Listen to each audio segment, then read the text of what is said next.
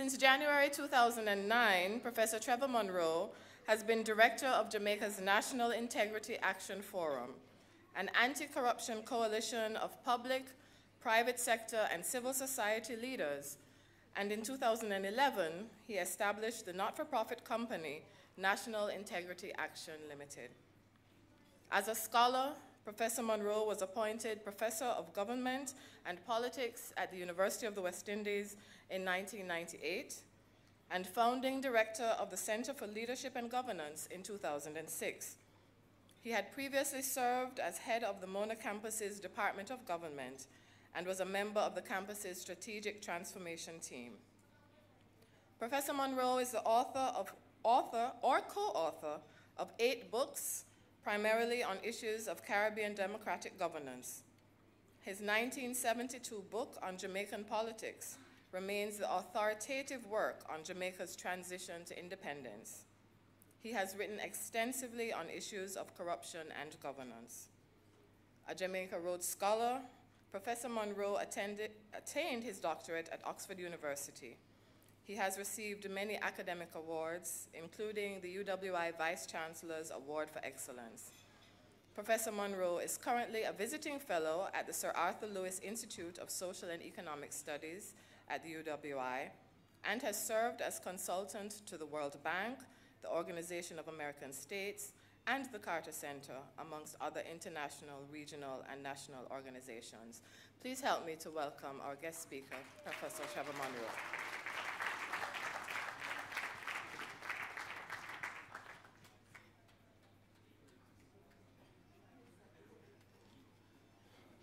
Thank you so much, Nicole.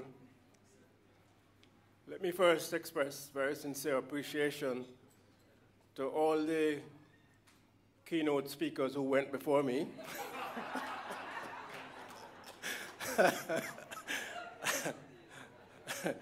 Claude Robertson said to me, "You're still going to talk?" So thanks to Kay Osborne, to Christopher Samuda, to Patrick, to Grace. But seriously, I really want to express my appreciation to all the sponsors of this very important workshop, particularly the Commonwealth Broadcasting Association and the Caribbean Broadcasting Union for the invitation to be with you this evening. Despite a pretty demanding schedule, I readily accepted the invitation to speak on what is really a critical subject, the role of the media in combating corruption and in strengthening governance. This theme, as previous keynote speakers have pointed out, could hardly be more timely if we understand corruption to be what it is: the use of power, whether political power, financial power, social power, or media power, for illicit gain or advantage. And if we understand governance to be the arrangements through which a society and a people exercise control over power and manage the direction of their development, then clearly corruption in all its forms ultimately undermines governance, and to combat corruption effectively requires governance to be strengthened. In this, ladies and gentlemen, I need hardly point out to each and every one of you, the media has a critical role to play. Indeed, the extent to which the media is free to play that role is one indicator of good governance. On this indicator, let it be said, the Caribbean states are doing fairly well. Comparatively speaking, the glass is half full. In this regard, while each of us in this room is justly critical of serious deficiencies in governance in Jamaica and throughout our region, we should take some comfort in our record on press freedom. The authoritative, globally recognized Freedom House organization ranks all CARICOM states, save for 3, Guyana, Haiti and Antigua, in the top 1/3 of almost 200 countries ranked and rated in 2010 for levels of press freedom.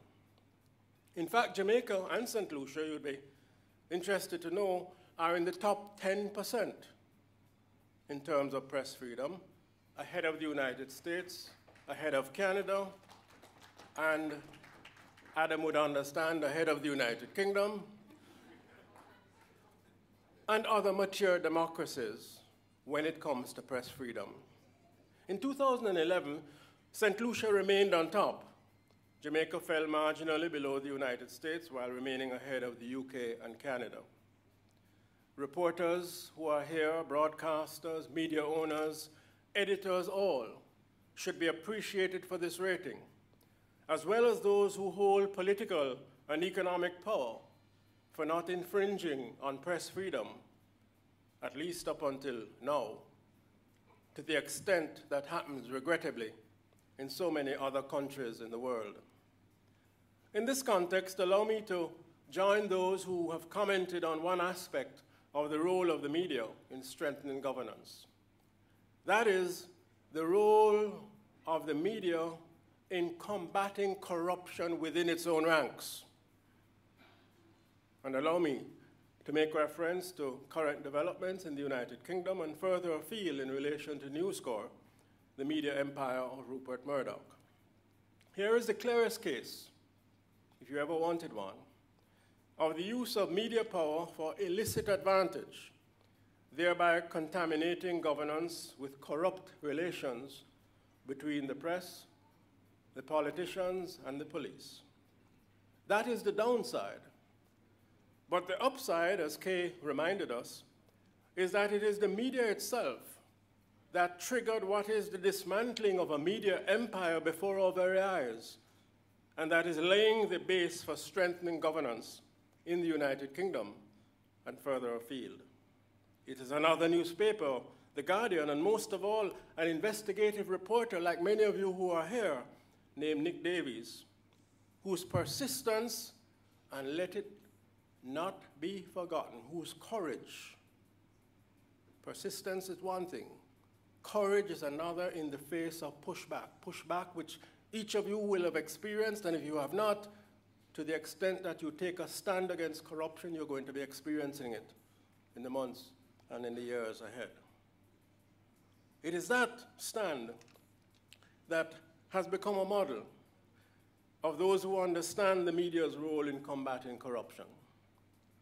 Davies himself, it's interesting to note, graduated from Oxford University in 1974. He worked in many different fields: a stable attendant, a builder, a railway guard.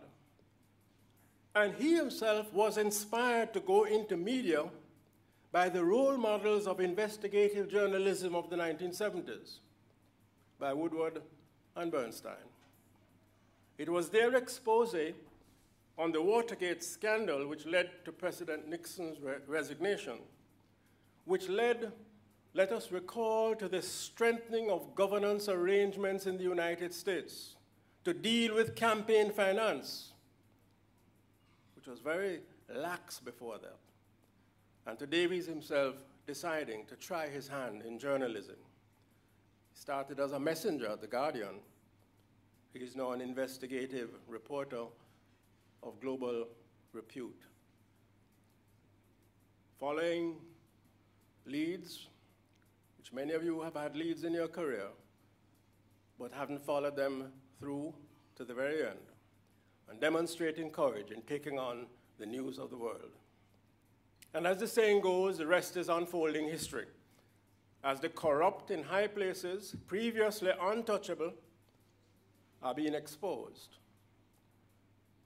tendering resignations, and experiencing prosecutions, one by one.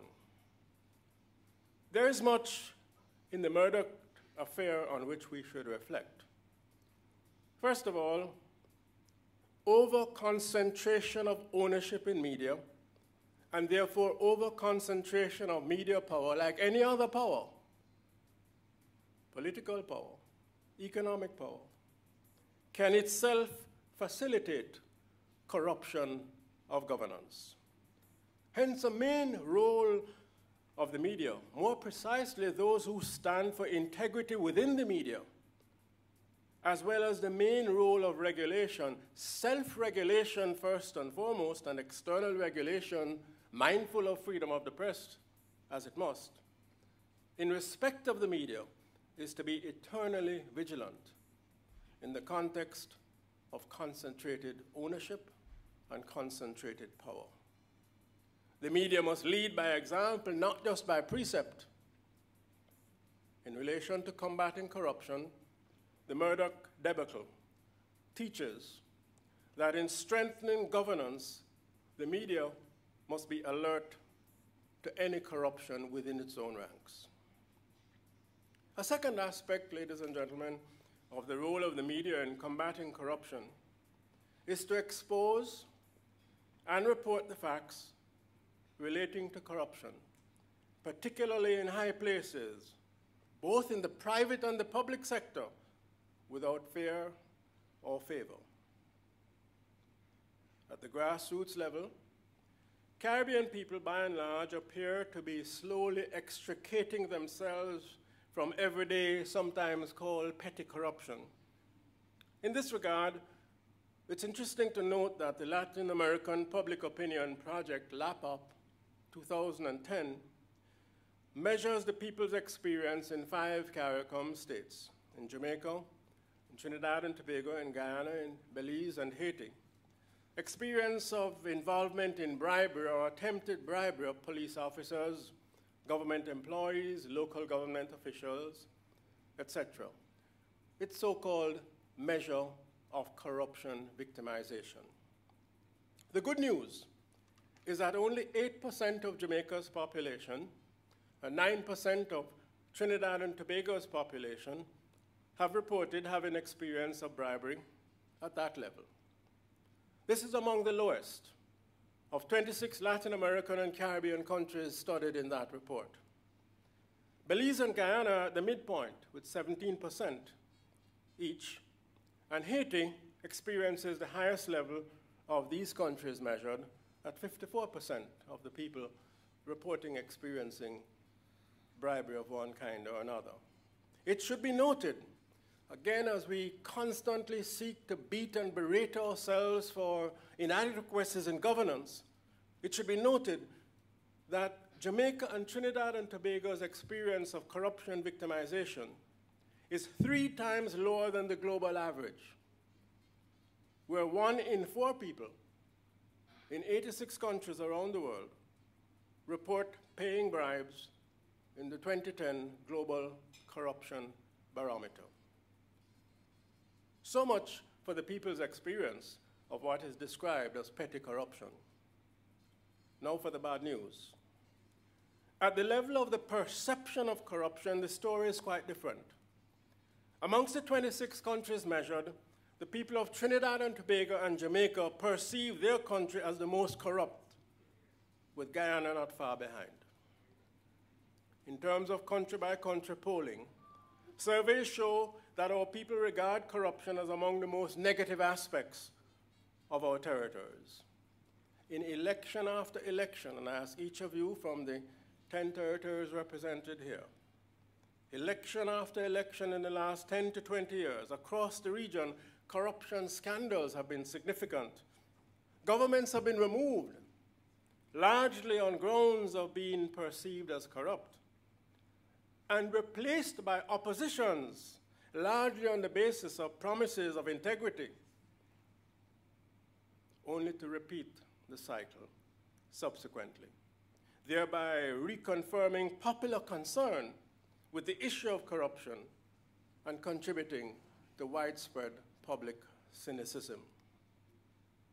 One critical role of the media, I suggest to you, is to confirm, to qualify, or to contradict with evidence and analysis the people's perception that corruption is rampant in high places. So far, media has played in the Caribbean an important role in at least one key area: exposing editorializing and analyzing corruption in public contract awards, in abuse of corporate power, in bringing to light external influences in campaign financing and party funding across the region. To one degree or another, media has exposed illicit or inappropriate links between high-ranking politicians on the one hand and on the other, links with transnational criminal gangsters and organizations like the Shower Posse in Jamaica, foreign corporations like Trafigura Behir in Jamaica, the Stanford Empire in Antigua and Barbuda and St. Vincent and the Grenadines, the Lord Ashcroft-dominated banks, as in the Turks and Caicos Islands, where the assets of Premier Music, when he began his term of office at $50,000 US, ended his term at $180 million US. Those assets have been frozen globally within the last few weeks. Media has played an important role in exposing links with the politicians on the one hand and foreign governments directly or indirectly impacting campaign finance, most notably and notoriously Taiwan in St. Lucia, where individual members of parliament on the side supported by Taiwan were given $100,000 US each. This matter was only exposed by one of those who received it, determining that she had to report to Parliament on how she spent it. And of course, links between the politicians and illegal, unregulated Ponzi financial schemes, such as Olint in Jamaica.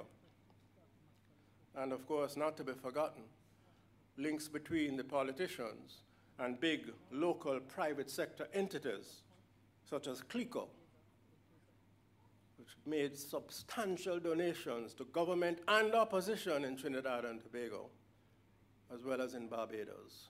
And then we wonder how come the head of the Security and Exchange Commission in Trinidad and Tobago complained that recommendations to strengthen the regulatory system in relation to CLICO died on the table of Parliament. For these exposés, our media must be appreciated. We in Jamaica can well recall the critical role of the media as part of that coalition in ensuring the extradition of Christopher Dodos Coke. In January 2010, for example, 3 or 4 months after the extradition request, there were 9 editorials, letters, and columns in our 3 print media. By May of 2010, this had reached 206 letters to the editor, columns and editorials in those 3 print media. They must be commended and congratulated, because it was no accident that Coke was extradited in May, with the crescendo of popular opinion and media facilitation that very same month. Important as this is, however, it does not go far enough. The media's role has to extend beyond exposure to advocacy in at least 2 areas: filling glaring legislative loopholes and in ensuring law enforcement in relation to the untouchables in the Caribbean. Ask yourself, ladies and gentlemen, how come in so many CARICOM states there is prima facie evidence pointing to irregular procurement procedures, to bribery payments as well as kickbacks and improper expenditure of public funds, yet there is little or no successful investigation, prosecution, and conviction of persons in high places? When last has there been a prosecution or conviction for illicit enrichment, a crime in most of our territories, in conformity with the United Nations Convention Against Corruption and the Inter-American Convention Against Corruption, which most of our territories have ratified? I believe in Jamaica there are 2 prosecutions under the Corruption Prevention Act, which was passed in 2000, 11 years ago, under illicit enrichment, which is, of course, defined as having assets that exceed your known, reasonable, legal sources of income. How many Auditor General's reports exposing irregularities and corrective measures to be followed are followed by the punishment of those guilty of the breaches? One reason for there to be so little is the major gap in our governance arrangements. Unbelievably, the absence of a regulatory framework for political parties, and in particular, party funding and campaign financing. How can it be acceptable that in the Caribbean in 2011, we remain the only zone in the democratic world in which political parties have no requirement to be legally registered, nor to declare who gives how much money to who? In law, parties remain little more than private clubs, though exercising, as you know, tremendous public and social power. In strengthening governance, therefore, it is imperative that legislation be enacted to require the registration of political parties, transparency in their operations, and most of all, regulation of political party funding and campaign finance.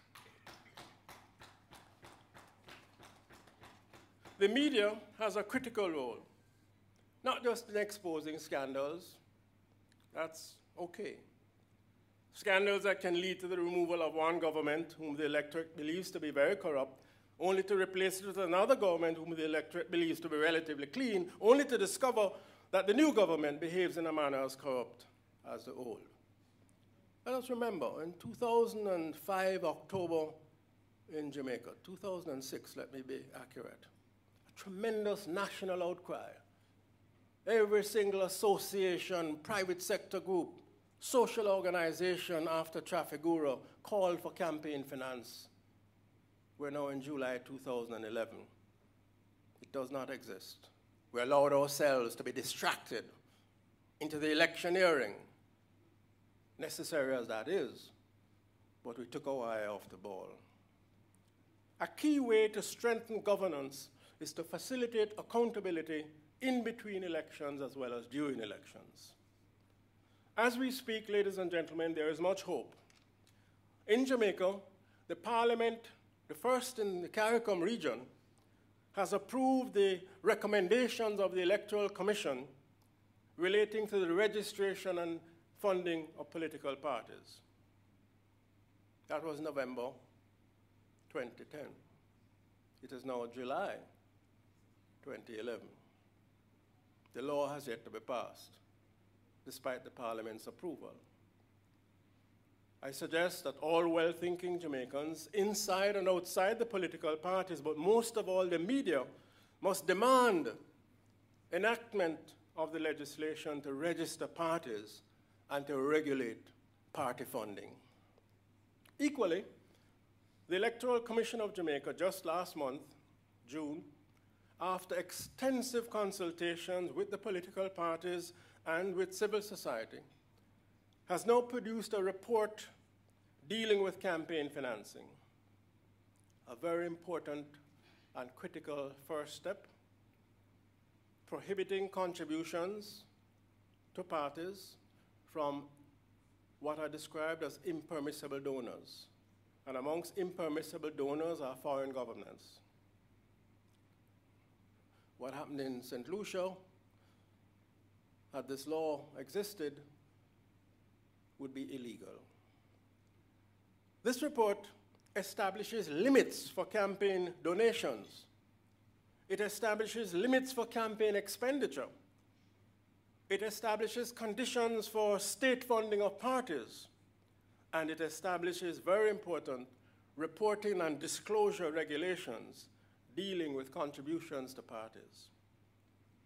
This report is attracting significant support from civil society, but as you can imagine, is going to attract substantial resistance by inertia, as well as by intimidation and obfuscation from all the vested interests that benefit from the opaque situation relating to campaign financing.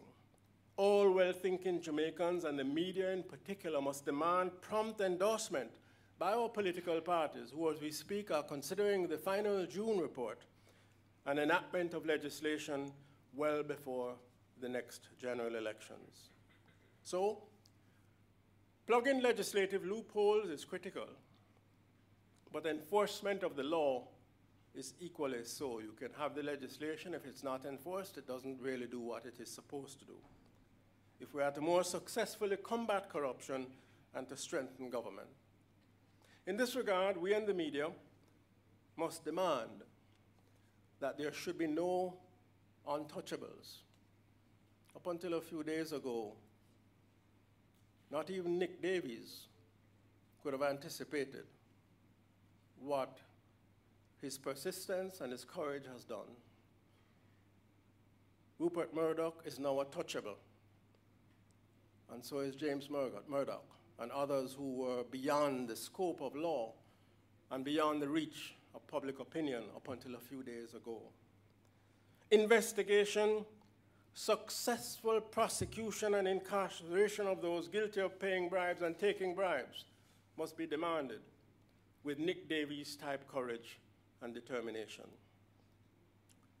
Ladies and gentlemen, members of the media, may I conclude with this advisory.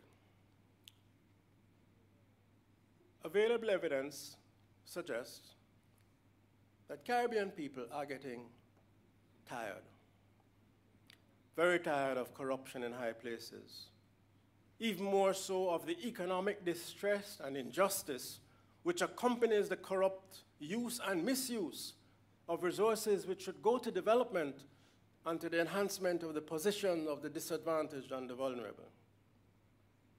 They are losing confidence in the apparent inability of democratic governance to cope more effectively with corruption, with the continuing underperformance of our economies, which it inevitably carries with it, and with the blocking of opportunities for a better life for the man in the street.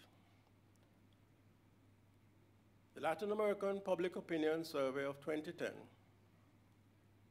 reveals, and I ask you to listen carefully, that on a scale of 0 to 100,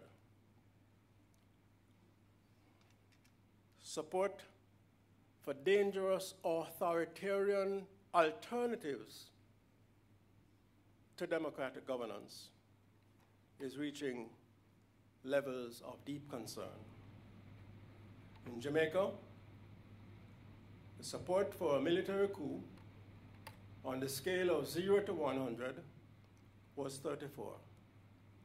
Trinidad and Tobago, 33. Guyana, 39. Belize, 48. In support of a military coup. And when you disaggregate the numbers, the most support was from the younger age cohorts and the least educated.